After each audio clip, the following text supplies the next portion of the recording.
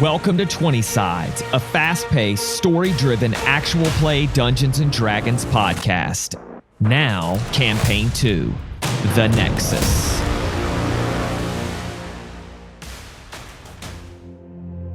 I feel like you're settling on the lore bard. Yeah. Okay. Yeah, I think we've crossed out the cleric. Yep. Matt's like... No, I like the idea of the lore bard. So Just don't want you to sing at a dragon later. No. You are going to die tonight. Ding, ding, ding, ding, ding.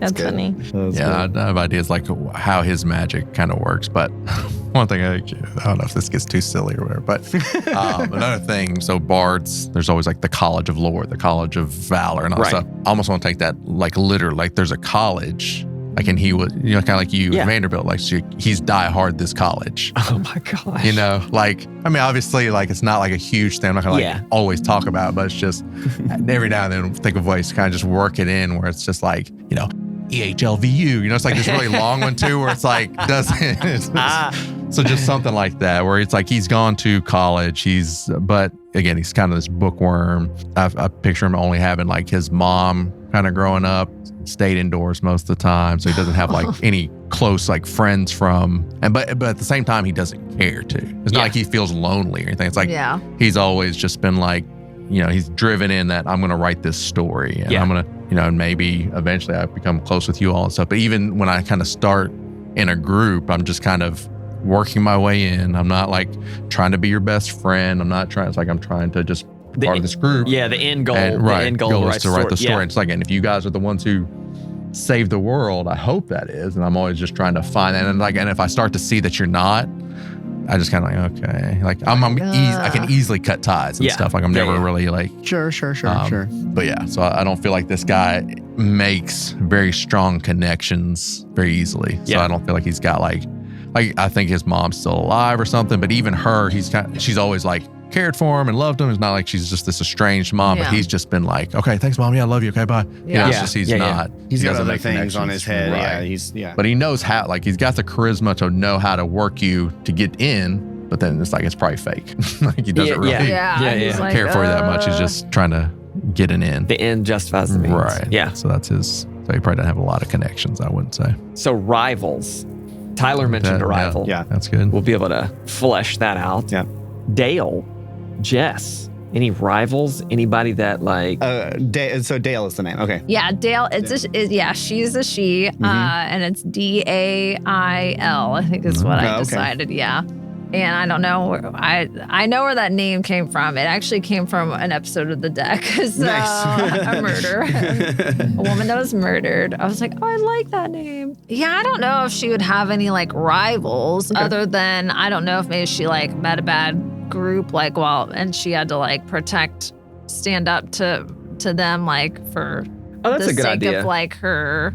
Like they were trying to maybe steal from the merchants. Yeah, or like if there was like a swindling situation and she like stood up and said like, no, you're giving them a bad deal. Like, yes. So the only thing that I can think of would be that obviously because we're not from here, we've got nothing. We were obviously beholden to somebody to let us stay or whatever.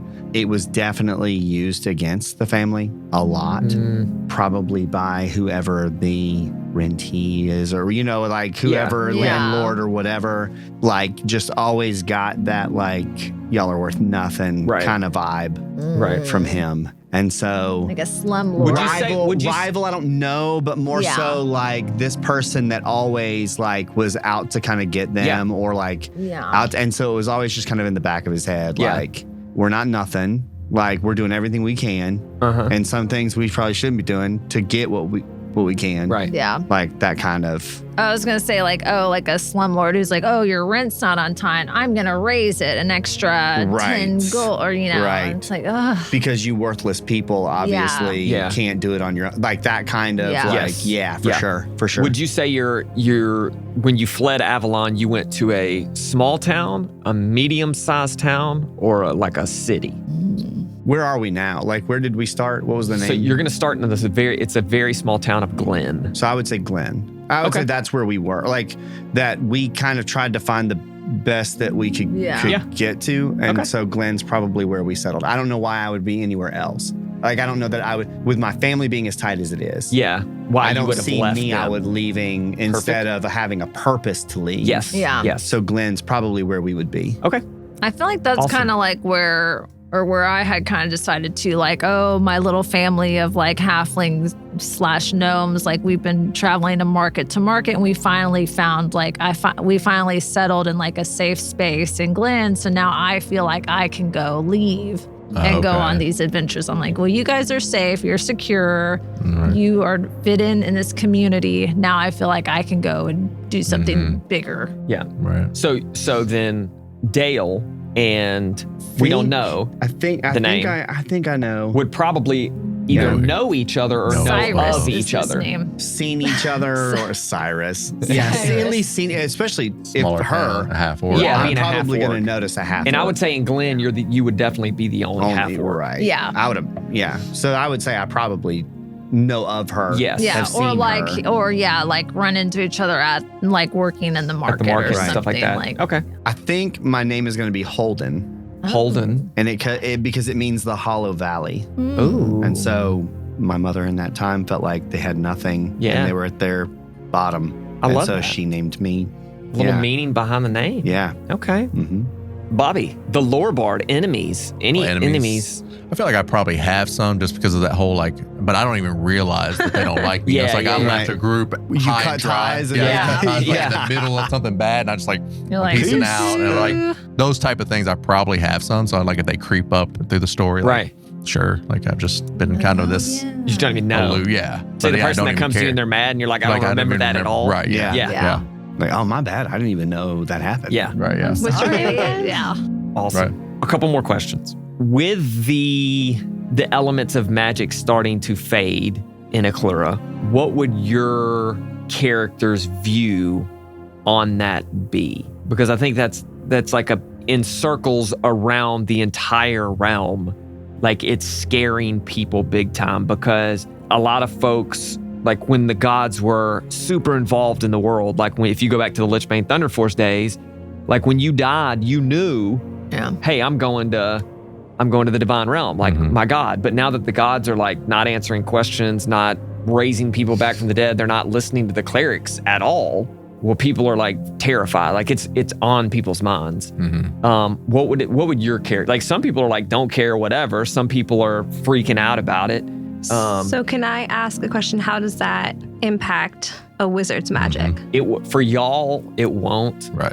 Just because that would suck. We're the stars. Yeah, that's right. Yeah. I mean, mainly, yes, Right. that's the reason y'all are the main characters. That's why it won't affect y'all. But like, I think there will be some sort of like, when you start casting bigger spells, it may open some eyes if it's seen out in public, as opposed to like inside a dungeon or something like that. Nobody's going to care. But if you're in a major city and you're just like flicking spells left and right, people may be like, well, how are you doing it? You may not even know the answer. So if I'm studying, I feel like my answer is almost obvious in the sense that she's studying all this ancient lore and all of these artifacts. And so all of her magic is really coming from her deep studies. Yeah. So, but like, would people be mad about that? Like, are we going to be? I don't know. Should she be hiding it? Yeah. But obviously it's selective. It's obviously selective, right? Because I don't think it would be necessarily. Or just like surprising, like, oh, I think it would be surprising. Okay. I think some people may be mad about it. Like, why can't I? It's the same reason, like, in a job where if you're doing a really good job and other people are jealous, but they're not working as hard, it's like, well, it's because you're not working as hard. I'm working way harder than you. So like, I'm getting more done. I'm reading it. Yeah. I'm studying it, and that's why I can do it. And I think almost going back to what Bobby said about his bard is like, that's been his focus from the start. Is like, I am so honed in and focused on this. It may even be like if you were 200 years earlier, back 200 years ago, you could have shot up even quicker. Right. But you're having to work even harder to get to what you're grabbing now. Only the people who are going that extra mile are able to break through this whole, like, everybody else's magic can't make it past this point. Yeah, which is like prevented a lot of, so like when you go to a major city 200 years ago, you could be raised from the dead. Like if somebody was killed or something, you could be raised, where now there may be one, there may not be in a town of 50,000 people or a city of 50,000 people. So, Okay. I would say mine doesn't look to the gods very much. He knows kind of what happened to his family, and he's got like the marks to prove that they didn't care enough to stop anything. So he doesn't really put any effort towards it. Doesn't really think about it. yeah. I guess like for Dale, I mean, obviously she wouldn't have any like major spells or anything, or if any. She's got a few. So is she going Eldritch? No, she's gonna go Psy Warrior, which is psychic. Oh, okay. But because she wants to be kind of that like monster slayer, like a Witcher. Like vibe. a Witcher. Okay. She's gonna take the magic initiate feat and get some of those spells that a Witcher would have. So like she'll have the shield spell and a few other spells. And so I guess for her, like that type of like god-like magic wouldn't necessarily be important to her, but I wonder if like that would affect like the alchemy like part, like how the land and like how the ingredients and the herbs and things that they collect like to make her like potions and things like that. Like, ooh, maybe your grandmother is the one that showed you how to do that. Well, that's what I'm thinking. Like she would be the one to kind of like be like the herbalist, the alchemist kind of thing. Like, so I don't know if like that earth magic is that going to be affected, or would that? It would. Yeah. Okay. It's so all maybe, affected, but you'll still be able to do them. Right. So maybe that's like where she sees like, oh, well, this is starting to be a problem because, you know, that's what our family's like market of like, you know, tinctures and things like that. Not necessarily like potions per se, but like creating that kind of stuff, or like a specialized crop. And then it's like, oh, well, if the earth is starting to like not flourish as much or produce as much, that's affecting like my family's means. And so that could be like her initiative to like go out and like, okay, well, if these people are going to try and figure it out, well, I don't really care so much about gods or religion, but you know, it's having an effect on my other people. stuff too. Yeah. Yeah. Thinking about like growth goals, like what would you hope that your character right now could potentially grow into, or where you see their arc going over the course of a full campaign? Like, is there something you want to? I think my character's goal is to just put his family in a better place. So if somebody has said, hey, I need you to do X, Y, and Z, and it's because of whatever, and we'll pay you, or he's probably going to do that if it means that he can then, you know, put his family in a better spot and them not being worried about. So like send back money from time to time as you get money. Like in this campaign, if y'all have money, you may have something to do with it.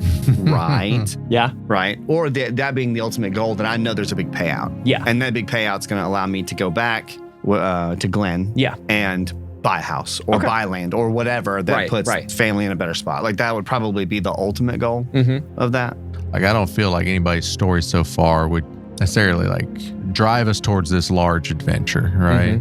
It's like he just wants to make some money, help his family. She's just trying to learn some things. It's like, I feel like, you know, what could be kind of the bard's purpose, I don't have a name or anything yet, is he would kind of always, and going back to your last question, like what he's noticing is all this is happening, right? Like the magic is waning and all this is dying.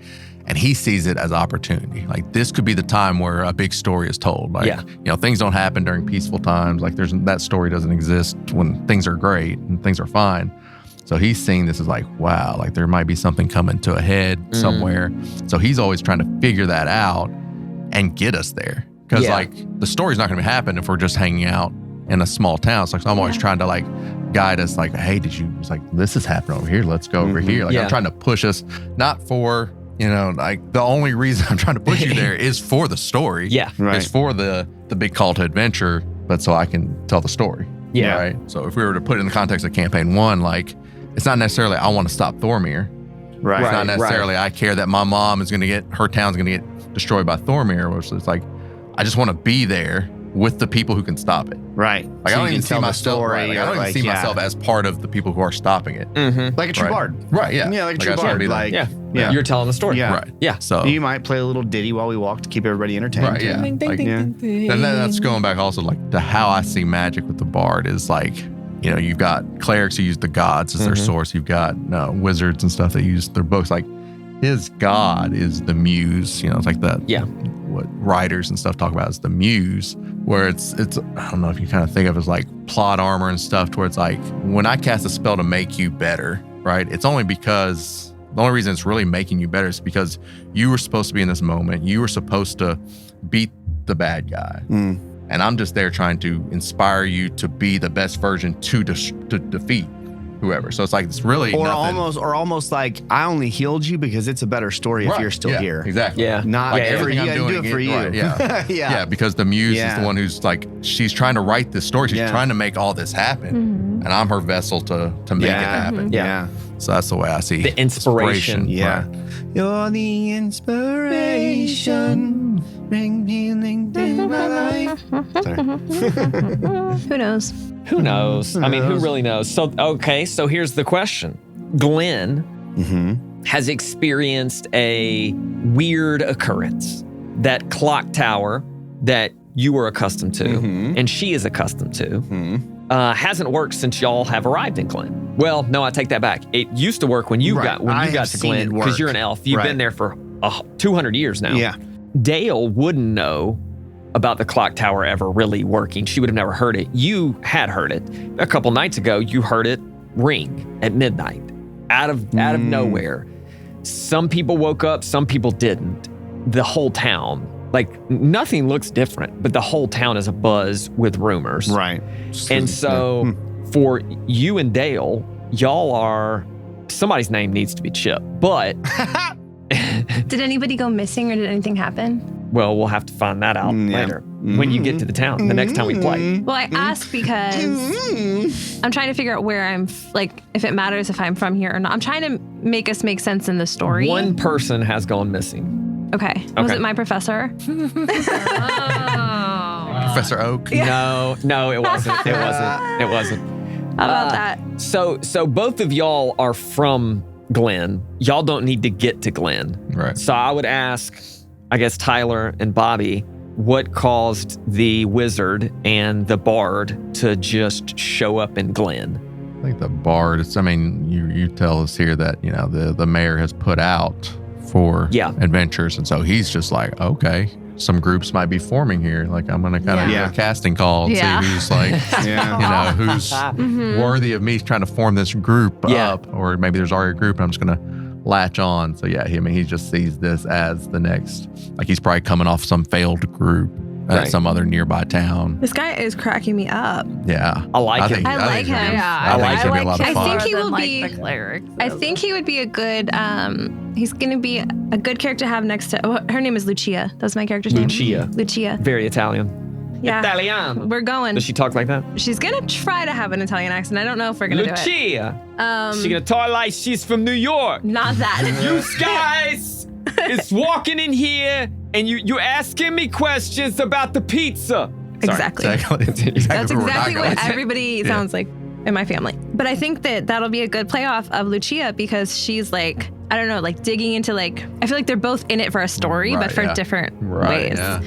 So I'm wondering if the reason Lucia is in Glen is because she's doing a current dig or like working on a site, and this is like this closest town, and she's just here temporarily. What's funny? That's more of like an accident. Like there's all this going she on. Just happened to be there. You know, it's like she's walking with her head down, doesn't even pay attention. It's like, oh, this is happening. So just so you have a little info there, there's a broken circle. There's an ancient circle of stones just outside of Glen. It's called the Broken Circle. I'll give you that little piece of knowledge. Maybe I'll be there. I don't know. We'll see. Yeah. Anywhere else? Any other digs happening? Just kidding. Aliens. What's it called? The Broken Circle. But it's just like right outside of Glen, like, you know, maybe 30 minutes. Okay, so cool. So Dale and what was your name again? Holden. Holden and Dale have lived in Glen. I mean, I don't know how long Glen. I was about to say Holden much longer than Dale has. Dale maybe a year, maybe a couple years, something like that. Lucia. See. Hey, Lucia. Can I just call you Lou? You could call me Lou. So you've been there for we'll say maybe a week or so. And then old lore bard, maybe a halfling, maybe a human. It's been there for half an hour. Is just walking in. Just walking in. Yeah. Is there anything else y'all want to talk about your characters? I think we go back to like strengths and flaws. I think like having a good flaw in your character is always like almost more important. Yeah. Than the strength. And I think for me, it's more about like trying to look good to everybody. So even if that is kind of at my peril, right? Okay. I'm going to try to look good or try to look like I'm giving more effort, like I belong because look at me. I think mine is that like inquisitive to a fault. Like I envision her getting lost a time or two because she's so focused on something and maybe you guys didn't hear her or just kept walking without her. She's the kid at the Walmart that gets lost because she's just staring and not paying attention. Yeah. I don't know. I can't. I think the other thing is like I don't want to take the initiative because I don't want to be the one to set us up for a failure. So I don't want to be the one to say we should go do this because if this was a bad idea, I don't want to be the one who said that looks bad. We should do it. Yeah. I'm willing. If you say this is where we're going, I'll go and I'll be the first one to jump in to prove myself. Right. But I'm probably not going to be the leader of this group. Yeah. Right. Just because that's puts me in a place to look bad. I can see myself doing that, but again, at y'all's like, not caring. Not because it's like this looks like it would be good, and it looks like this is where the story is. You all go and try to talk you into it. Yeah, like a general, right? Like a general. Right. Hey, this is what but we not need the one to be that done. leads Y'all by go do it. example. Yeah. Like, I'm not going to be the first one through the door. Yeah. I'm going to be the one who's like behind you, pushing you. You're like, which I probably will, but I'll probably have to be because if we roll any kind of initiative as a rogue, I'm probably going to. But you don't want to be the one that makes the decision to go. Yes. Yeah. Yes. Would Dale's be like, because she has grown up with like happy-go-lucky halflings, happy-go-lucky gnomes, that she just always assumes the best in everybody, no matter what? See, I kind of thought about that, but then I was like, well, no, because she like goes out and like kills monsters. Like, yeah, you know what I mean? True. So, like overly protective because you've had to be overly protective of your little gnomes and but little halfling buddies? She wouldn't feel that way towards them. Fair.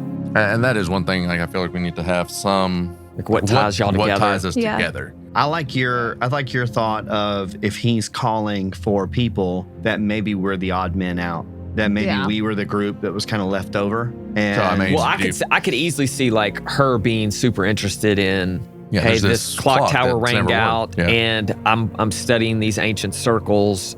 There's got to be some tie together, so I'm interested in it. Yeah. Yours is obviously you're there for the story. But what I mean is, like, if he's calling to see who, like, adventurers that will come, like, maybe there are adventurers that will come, but they have their own groups, and we were the ones who were like, well, I don't really have anything. You don't have a lot of experience. Like standing outside of and I don't have anything really better going on. So like is that your plan, though? Is there going to be other groups there? The plan was that no one else answers the call because... I mean, that's good, too. Yeah. Because magic has dwindled so much around the realm that there just aren't as many adventurers anymore. Because, everything's dwindling, there just aren't many adventurers left. I totally get that, too, yeah.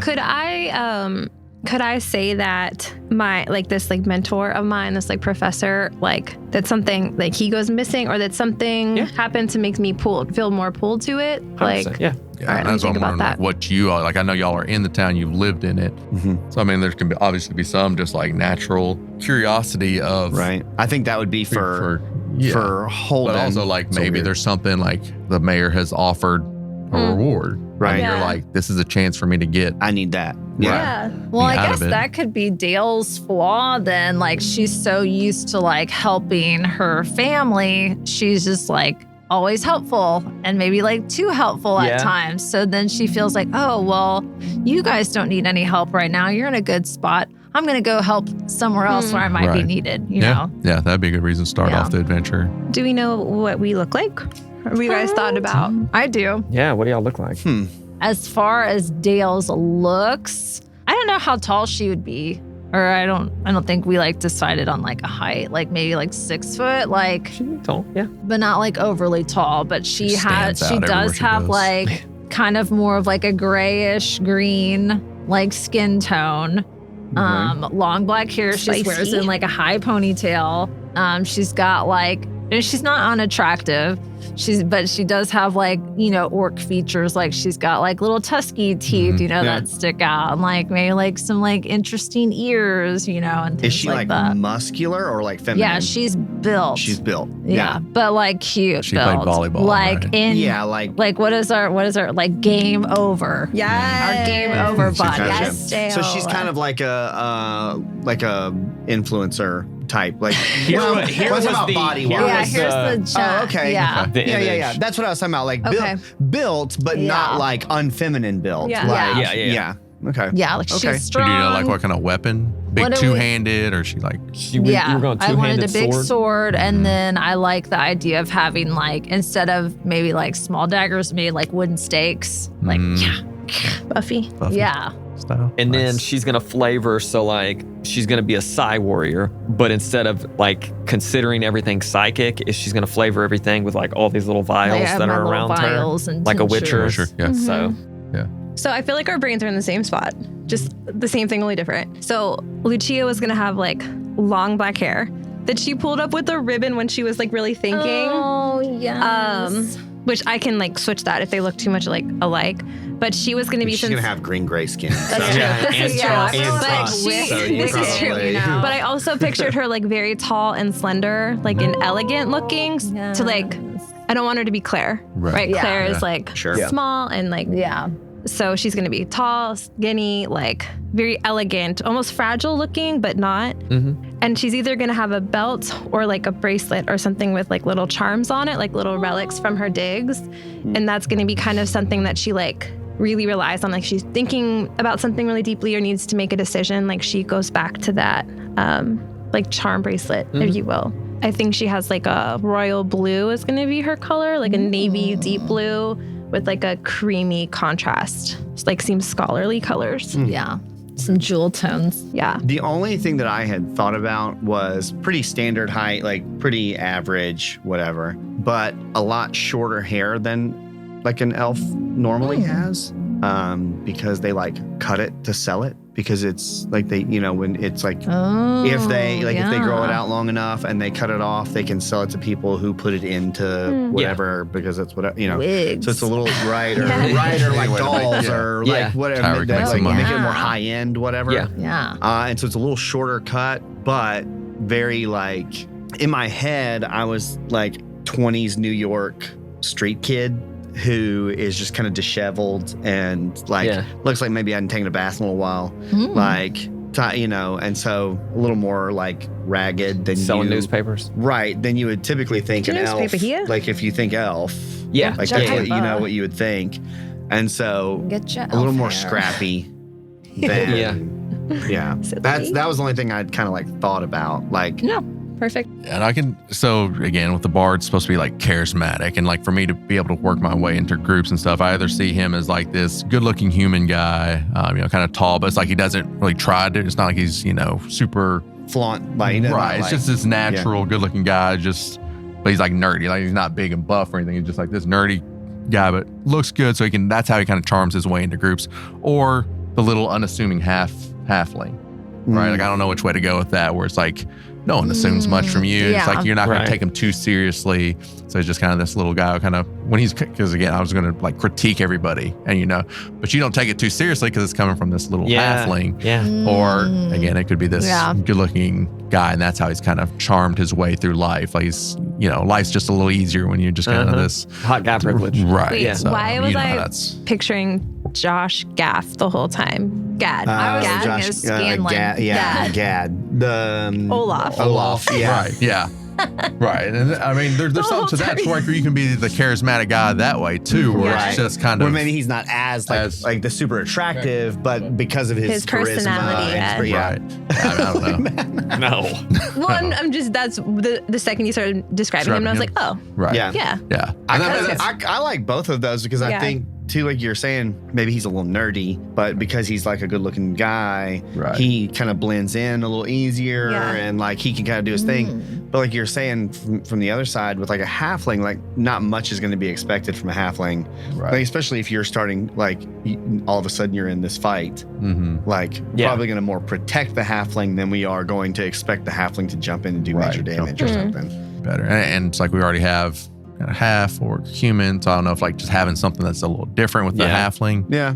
Could be. And that wasn't the way it was in campaign 1, you know? Yeah, it'll be interesting, like, because neither of those have dark vision, halfling or human. Right. And so 3 out of the 4 won't have dark vision, which would be fun to play with, like. Oh, man. Right. Do I have Did dark you consider vision? light? Yeah, like you have to think about what's your light sources. You go here. Yeah, unless you go with the orc side of it, you would have dark vision. But I don't think it would really fit kind of your background of stuff. I'm just kind of going back to like what we want to change or do differently from campaign 1. I think we talked a lot about that. I kind of like the halfling. Halfling? Yeah. But I mean, I don't care. You do your thing. Right. I kind of like the halfling because of like what you're saying. Like this charismatic, like, hey guys, you need to go over here. Like, you know, like I see that being a little more of a like, all right, buddy, like let's go over there and see what's up. Like we're going to listen to you because again, non-assuming, like you're just here to help versus like a man who you don't know if he's trying to help, swindle, like whatever. It's true. But I mean, not that you couldn't go either way. I think it'd be hilarious too, is like a halfling sitting down with somebody else to give them like some constructive criticism. I can see like the halfling being like, okay, so Dale, I need this is your mark right here. I plan on being like very director. Right here, and then we'll have him in the middle. Okay, like I'm gonna stand right here. And this is the promo shot. Yeah, exactly. And we're like, what? I totally see that being and everyone's like just trying to find you because you're so small. Do you have a voice yet? Coming no, from? I don't have a voice. Again, I don't think. And I think halfling would be an interesting voice to try to do. Right, if you were gonna base it off that. You don't have to. But hey, everybody. Yeah. No. Mickey Mouse. Hi, my name's. Better Call Saul. Have y'all watched? I've seen. I mean, guy's basically like kind of a used car salesman. Where it's just like. He's just trying to talk you into doing what he wants you to do. And that's kind of his like thing. It's just like, I'm going to say whatever you need to hear to get you to do what I think is best for this. So that's more of where he's going. Were you saying how would you make it different? Yeah. So I was going to say like, and we said this more during our wrap up a couple of weeks ago when we were doing that wrap up. I don't know if y'all I remember it. I remember it. It's been a while, but I remember it. It's been a little bit. Yeah. A lot of them saying this. It's check like, it out. I think at the beginning of each session before we play and maybe even like kind of check in throughout is like, are you doing those things that you want to do, right? Yeah. Are you trying to keep your character, trying to find a artifact, or you know, are you researching? Like, how can you work that into this episode? So keep that to do that for everybody Each other as we go. Well, and I think what was good about campaign 1 was that we hadn't done this before, and so we allowed ourselves to like meld as things went. And so I think what would be cool is when you do that, like doing that at the beginning of the session, like, hey, make sure like this, that as we go, like you may totally forget artifacts once we realize what's truly going on and what truly needs to happen. And like, oh crap, there's something way more important happening right now. Like it may be like, I ain't even worried about artifacts anymore because. But the good thing is the way the campaign will go, it will be very like artifact and like prehistoric, because that means prehistoric things that are happening that even the histories of Acclura don't have record of. And so if you're going to find those things, it is going to take somebody of like extreme archaeology. Well, guys. Archaeological abilities to unearth, to uncover. Love it. Do y'all know what subclasses you're going? I guess you're going Psi Warrior. I guess so. Is what I thought. Sounded lore. That sounds good. Yeah. And you're going lore, and you're going Soul Knife. Soul Knife. Soul Cycle. I mean, I was looking at them, but I don't know what fits. There's Abjurer. Like what? Shields, companions, and banish foes. What's my skill? That doesn't feel like her. Yeah, so here are the 4. You got Abjurer to shield allies and banish foes. Diviner to learn the multiverse's secrets. The Evoker, create explosive effects. Or the Illusionist to like make illusions. I feel like she's a diviner. Yeah. Oh yeah, because like you get to see at the beginning of each day, you get a glimpse of the future. Guys, thank you for participating in a session 0 with me. Yeah, this was awesome. I can't wait to start campaign 2 next week. I mean, literally the next time anyone hears us, they will be listening to campaign 2, The Nexus. That is our next episode drop next week. We could not be more excited for the start of Campaign 2. Please make sure you tune in to the launch of it. Again, that is next week at the beginning of the new year. Woo! Here we go.